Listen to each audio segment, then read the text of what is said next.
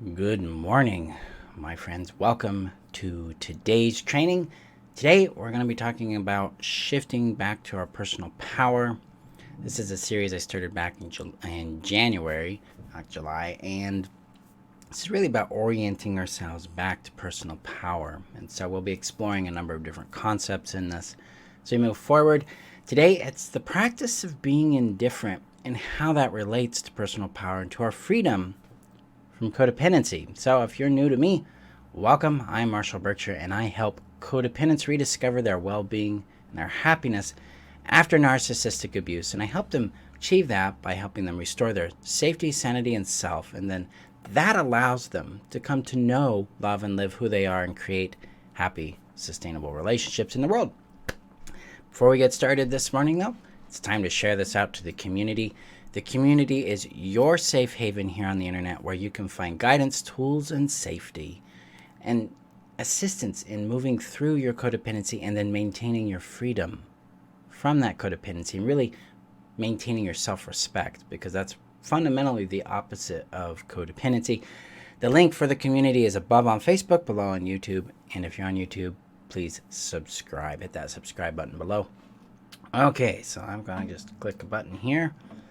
And we'll get this shared out and ready to go here. Boom, there we go. So let me know how you're doing. Hi, Luis. Nice to see you.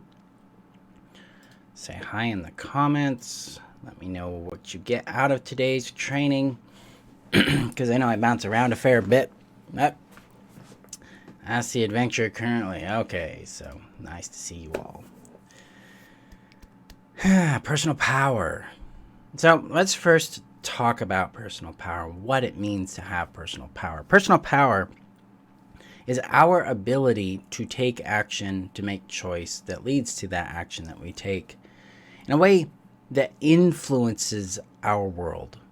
And ideally, that influence produces something we want to live with, some sort of outcome that we want, right? This is not about controlling others. It's about discovering outcome.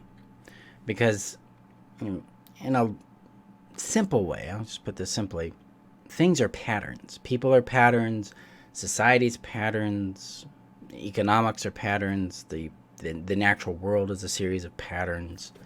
And when we can start to understand the pattern that our personal power is creating in our world, we can then start to shift that by making different choices or taking different actions to affect that pattern in a way that brings us some well-being and some happiness in our world, and then we can increase that over time. So that's really the fundamental I approach personal power in. That's the mental concept, and then there's the somatic aspect of personal power, which is really being rooted in the body, not grounded, because grounded is like I'm coming back into contact with reality, I'm coming back into contact with my body, with what's going on, things like that. Rooted means I'm anchored in it. I'm not coming back to it. I'm staying in it.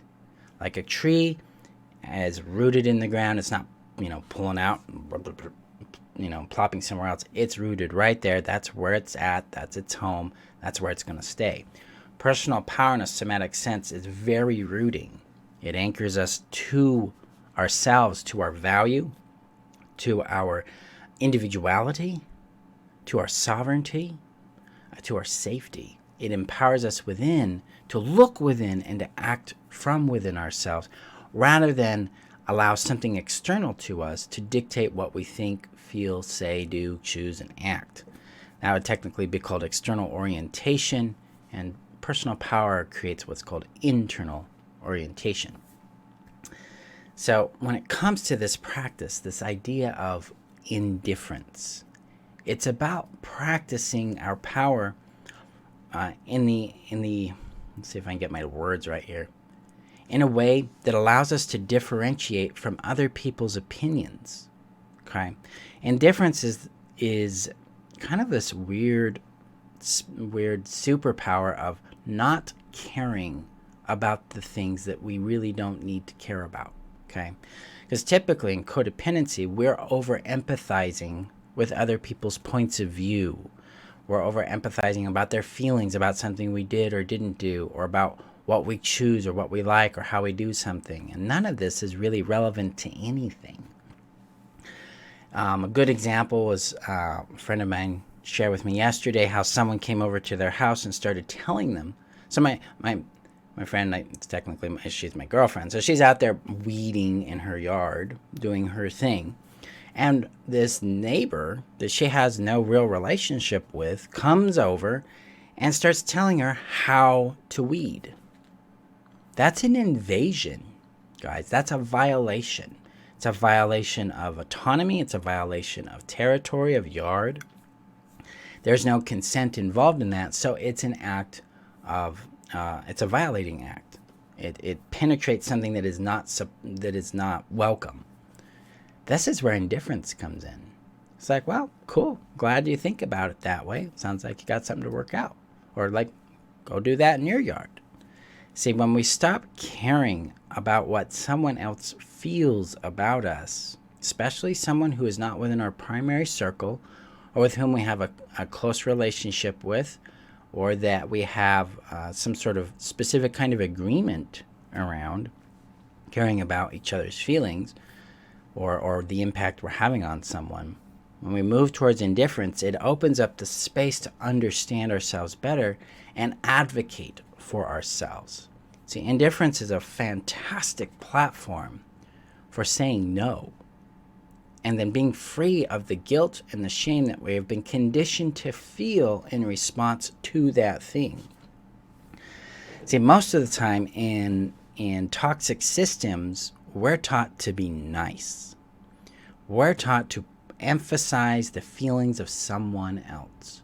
We've taught that if someone's hurt or disappointed or upset, that something intrinsically bad has happened, that there's some sort of moral injustice going on. This is largely not what reality is.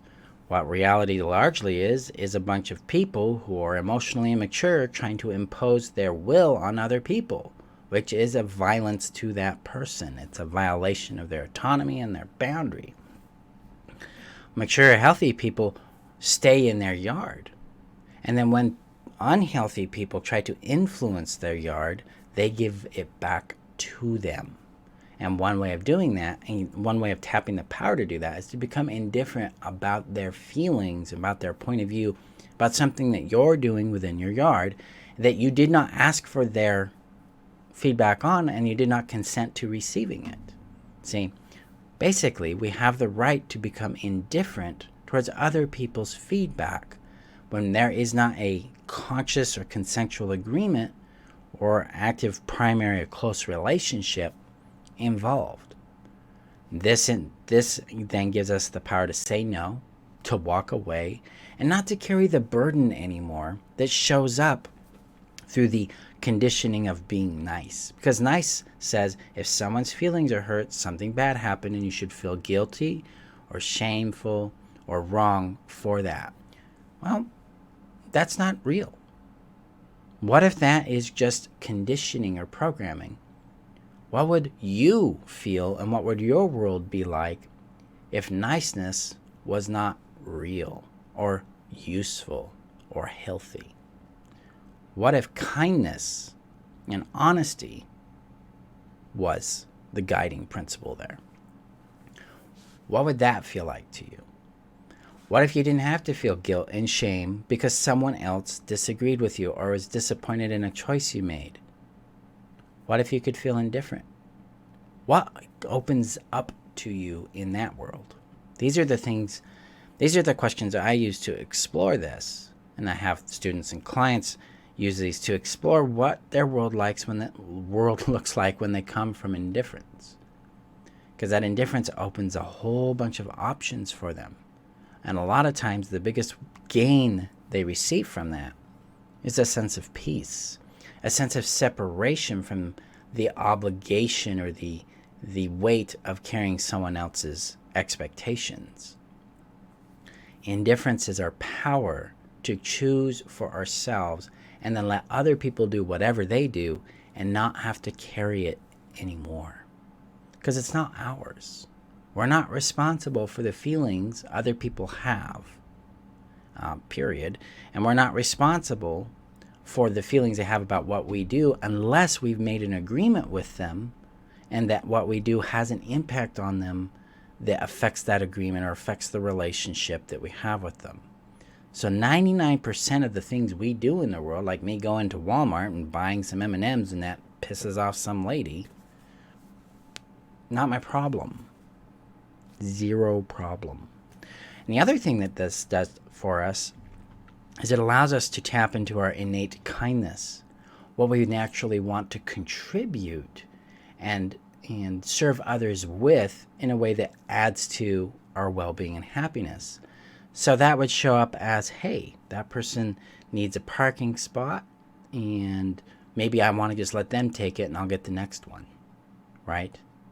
But sometimes maybe I'm in a real rush and I have to get, like, my child is sick or something, I need to get in there and get some meds, and I just zoom in there and get it, and they're like upset about it. Well, I can understand they're upset about it, but I'm not going to carry that burden. I'm going to go take care of what I need to do for my daughter at that time. So it can be contextually related, which is the beauty of this. We leave the land of I should, I must, I have to, or I can't. And we move into what do I want to do? How do I want to show up? Who do I want to be here? What aligns with my well-being and my happiness? That is the magic here, because indifference gives us the permission to choose, the permission to do things from a place that's more aligned and alive within us, rather than having to do a should or a must or a have to or avoid something by doing a can't or won't. In other words, we're back into our autonomy, our power, and we're choosing things that we want to live with. And that's the power of indifference. So how do we practice indifference? This is the real challenge. Indifference is a product. It's a result of first understanding our autonomy. So autonomy is, I'm sovereign. My feelings are mine, my desires are mine, my choices are mine, my actions are mine, and I have my own territory. My territory involves my body, my apartment, my property, my resources, my thoughts and feelings, my choices and actions, my wants and needs, and my don't wants and my don't needs. That is basic overview of sovereignty. I have the authority to govern myself, to make my own rules, and to make choices from those rules. This is critical, because when we understand that we are separate from other people's yards, that we have our own intrinsic authority over what we do and how we do it, then we can stay out of their yards and we can move them back into their yard. One way I do that is with a statement I either say to myself, and I have said this to others when they're really egregious in their violation of my territory, is that it sounds like that matters to you. Good luck working that out.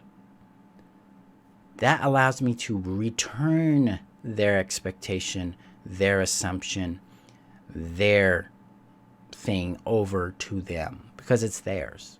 I am not obligated to meet their expectation, and they're not entitled to anything from me.